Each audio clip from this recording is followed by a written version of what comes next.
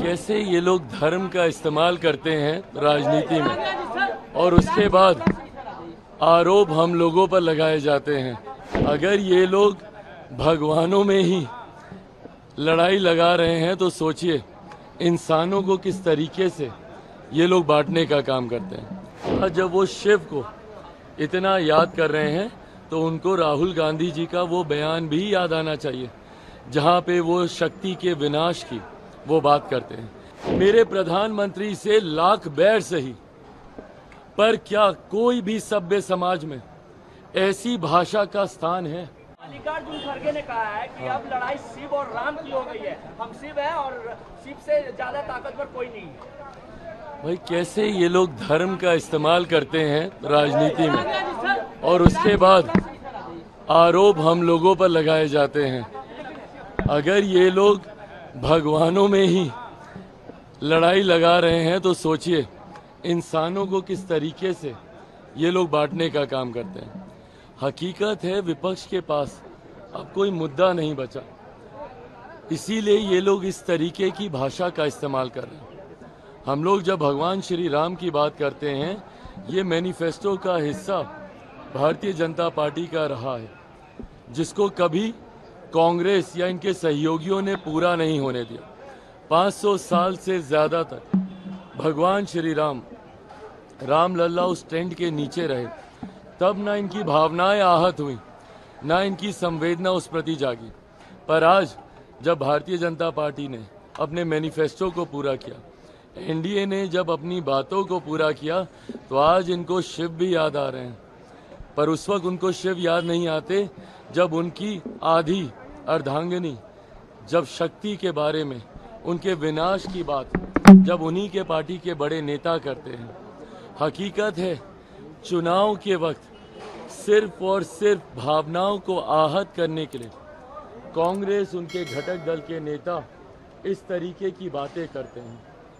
आज जब वो शिव को इतना याद कर रहे हैं तो उनको राहुल गांधी जी का वो बयान भी याद आना चाहिए जहां पे वो शक्ति के विनाश की वो बात करते हैं।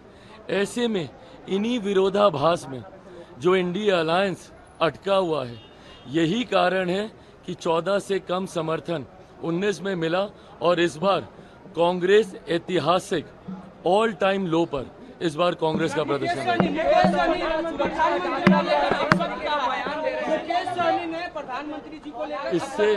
इससे ज्यादा घृणित, निंदनीय, अशोभनीय और कुछ नहीं हो सकता। जिस तरीके से भाषा की सारी मर्यादा को तार तार कर दिया गया, और मैं बिहार की जनता से भी अपील करूंगा, और बल्कि मैं उन लोगों से भी अपील करूंगा जो संभवतः कम संख्या में ही सही पर आज की तारीख में जो इंडिया अलायंस का समर्थन कर रहे हैं, मैं पूछना चाहूंगा कि क्या ऐसी भाषा का आप लोग समर्थन कीजिएगा? मेरे प्रधानमंत्री से लाख बैर सही, पर क्या कोई भी सभ्य समाज में ऐसी भाषा का स्थान है? क्या आप एक राष्ट्रीय अध्यक्ष के लिए आप इस तरीके की भाषा का आप इस्तेमाल कर सकते हैं? आपका विरोध किसी से भी हो, भारतीय भाषाओं में उसके शब्दकोश में ऐसे शब्द हैं कि आप कड़ी से कड़ी निंदा मर्यादित शब्दों में रहकर आप कर सकते हैं। हमारे देश का गौरव है, हमारे देश का पहचान है हमारे प्रधानमंत्री। आपका उनसे मतभेद वैचारिक हो सकता है, पर इस तरीके से व्यक्तिगत टिप्पणी करना क्या आपको शोभा देता है? आज की तारीख में हम लोग 21वीं सदी में हैं, पढ़े लिखे समाज की हम लोग कल्पना करते हैं। ऐसे में जब ऐसे लोग जिनको कोई ना कोई अपना आदर्श मानता होगा, किस तरीके की एग्जाम्पल आप सेट कर रहे हैं, किस तरीके का उदाहरण आप देना चाह रहे हैं। मैं बिहार की जनता से आग्रह करूंगा कि देखें और देखकर निर्णय लें। एक तरफ राजद है जो परिवार की मां बहनों को गाली देने का काम करते हैं, दूसरी तरफ उनके सहयोगी हैं जो प्रधानमंत्री जी के बारे में इस तरीके के शब्दों का इस्तेमाल करते हैं। सभ्य समाज में ऐसे शब्दों की कहीं कोई स्थान नहीं है, और कल को अगर ऐसे लोग आ गए तो फिर उसके बाद आने वाली पीढ़ी को क्या संस्कार दिए जाएंगे, ये इनके नेताओं की भाषा से ही पता चलता है।